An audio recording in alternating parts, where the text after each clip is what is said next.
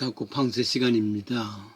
여우 한 마리가 새벽에 일찍 일어나서 강 발원지에 서성거리고 있었습니다. 상류에 있었습니다.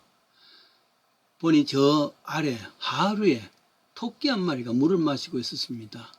갑자기 배가 고팠습니다. 토끼를 잡아먹어야 되겠다. 그런데 이유를 대해야 되죠. 명분이 있어야 된단 말이죠.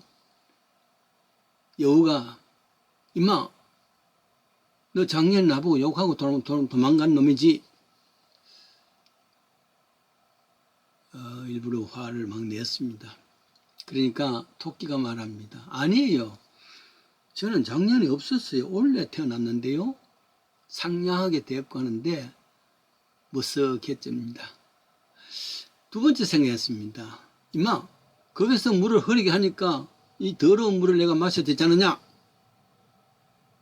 그럴 때 토끼가 여우님은 지금 상류에 계시고 근원에 계시고 저는 하류에 있습니다. 물은 상류에서 하류에 흐르기 때문에 흐르지를 않습니다. 역시 참 말이 안 되는 말이죠. 그러나 여우는 포기할 수가 없습니다.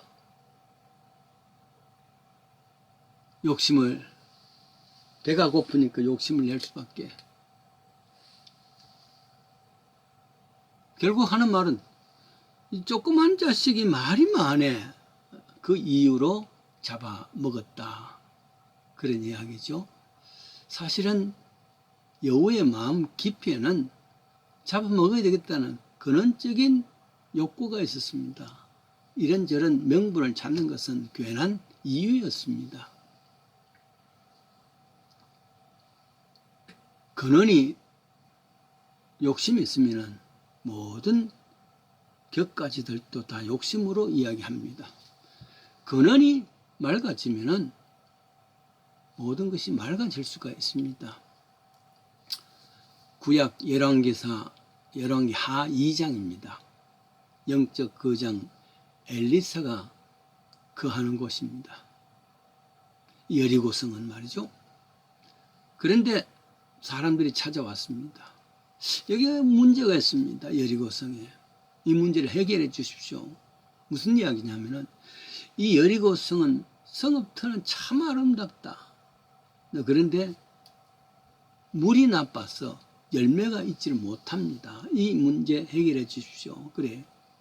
생각해 보십시오. 아무리 아름답다 할지라도 그곳에 열매가 맺히지 않는다면은 그 성읍이 뭐 아름다울 수가 있겠습니까? 근데 문제도 원인도 알고 왔습니다. 물이 안 좋습니다. 그러니까 엘리사가 처방을 합니다. 가자. 물의 근원으로 갔어. In the beginning, 출발점이 같단 말이에요. 그리고 새 그릇에 소금을 갖고 오라 해서 소금을 뿌렸습니다. 그래서 고치는 이야기가 있습니다. 그래요. 그 이야기를 통해서 생각할 게 참 많습니다.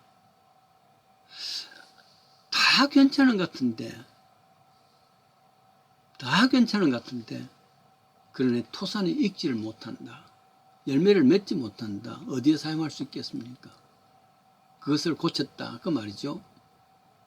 만약에 이때 엘리사가 중간 정도에 가가지고 소금을 뿌렸다. 그러면 어떻게 되겠어요? 근원이 더러워지니까 계속해서 또 더러운 물이 나올 수밖에 없지 않습니까? 이것은 예를 들어서 큰 병이 걸렸다. 근원을 찾아야 됩니다. 수술을 한다든지 거기에 대한 처방을 해야 되는데 근원보다는 그냥 나타난 현상만 보고 아스피린을 먹어라. 아칼진기를 발라라. 이렇게 해서는 아니 되겠죠. 한국에 허준이라는 유명한 의사가 있다면 중국에는 화타가 있습니다. 삼국시대 때 있었죠. 삼국지에 나오죠. 또한 화타에 못지않은 편작이라는 사람이 있습니다.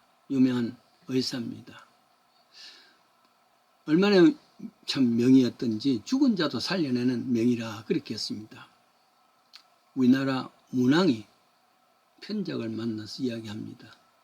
왜냐하면 이 편작의 삼형제인데 형님도 큰형님도 의사란 말이에요.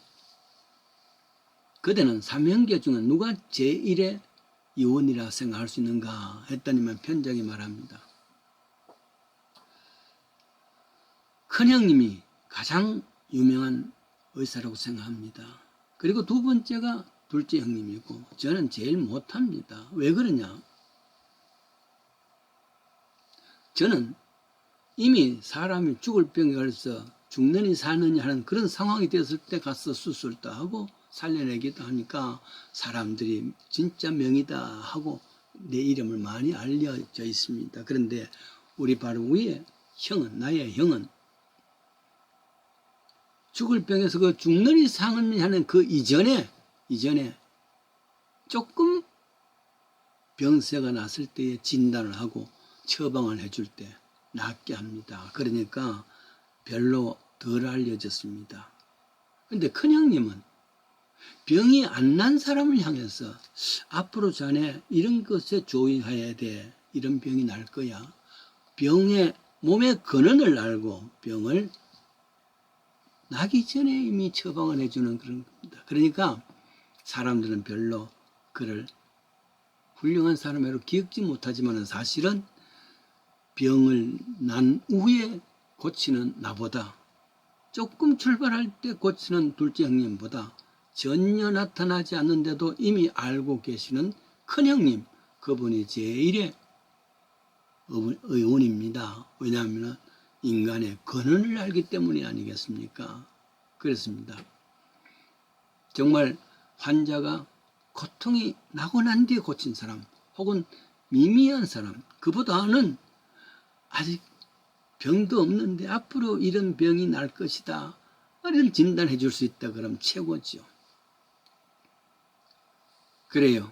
세상은 보기에는 아름답지만은 그것이 어두움, 아름답지 못한 이야기가 많습니다. 누가복음 7장에는 나인성 과부에 대한 이야기입니다. 여러분, 나인이라는 말의 뜻이 beautiful, 아름답다, 아름다운 성입니다. 이름은 아름다운데 거기서 나오는 것은 곡성이고 죽음이고 그리고 애통하는 엄마의 마음. 생각해 보십시오. 미국 아름다운 밑자를 씁니다. 아름다운 나라입니다. 아름다운 나라입니까? 이게 테러, 살인, 온갖 어둠이 다 있습니다. 그래요. 미국은 아름답습니다. 확실히.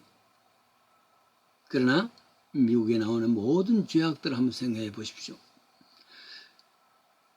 근본 문제가 어떻게 살릴 수 있는가? 이게 사람이 죽었습니다. 죽었다면 이를 살리기 위해서 좋은 옷을 입히고 혹은 좋은 신발을 신기고 이게 아니죠. 근본의 것은 살려내야 되는 겁니다. 생명이. 그런 의미에서 근원을 찾는 것이 중요하단 말이죠.